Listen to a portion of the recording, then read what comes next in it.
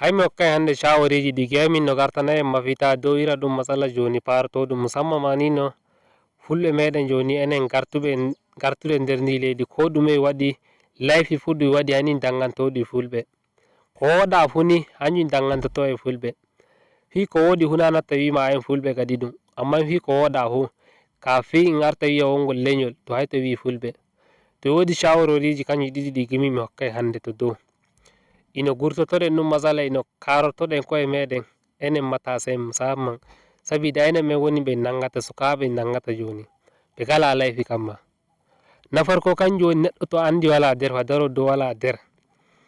lota hore maɗa anda hore maɗa wallahi anda hore maɗa anda ira ɗume matsayi gonɗa nder ɗon to gonɗa anda ira matsayi maɗa anda no radatama anda a wala nder kota kota ta wai jaɓu gatta koyngal ma gwalta nder gwalta yasin a nattidayi an a wala ton nder ɓen ton ɓe boɗa ɓen an a wala ɗo so nyande hugiɗa goɗɗum laifi waɗama to wallahi en altama hay to en nangima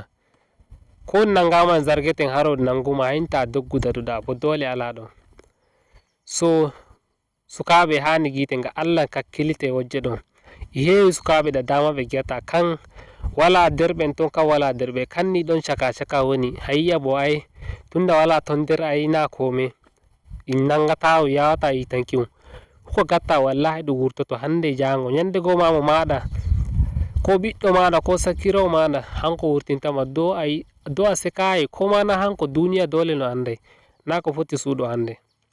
so anda cewa tabbitina a wala nder ko no en nange a wurtoto inchallahu inni a wala nder ba kota kota sannan shawari na biyu kanjum woni ta higotir gaɗayɗo ta jaɓuki gotira e gaɗayɗo kota kota ayi na farko a wala nder ko to ta higotir gonɗo nder dama neɗɗo na no watta wi'a en nangi wala woɓɓe higoɓe ton ba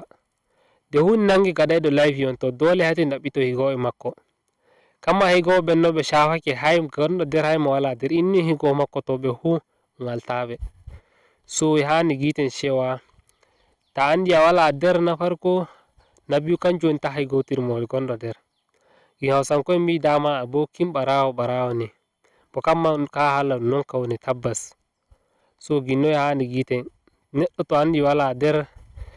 nder dama to higotira gonɗo nder ta higotiri gonɗo nder nyande mago ayi'ai o yiɗi nanguki mo en heɓayi dole hay ni wara to maɗa to nangima an on hay wi'a a heɓo a yitowai to woni a andi hu to o yahata so ginnon ta andi a wala nder ta higotir gonɗo nder ɗum kanjum tan wonanta en mafita enen ɓe gala nder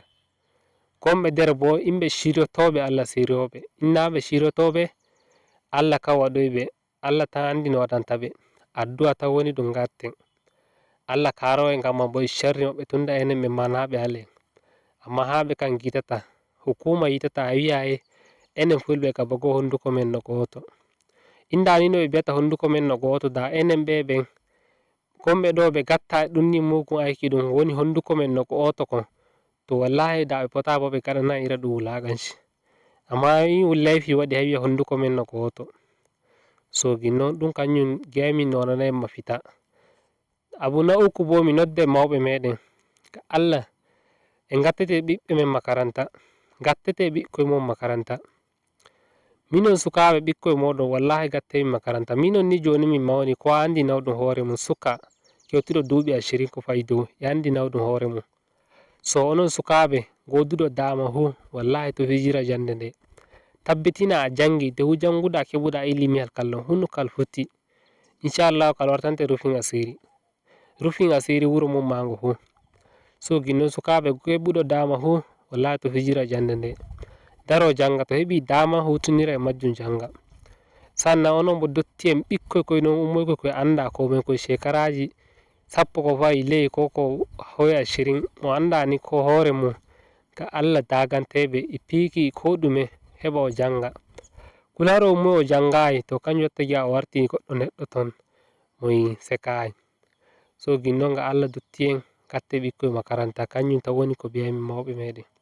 assalamu aleykum.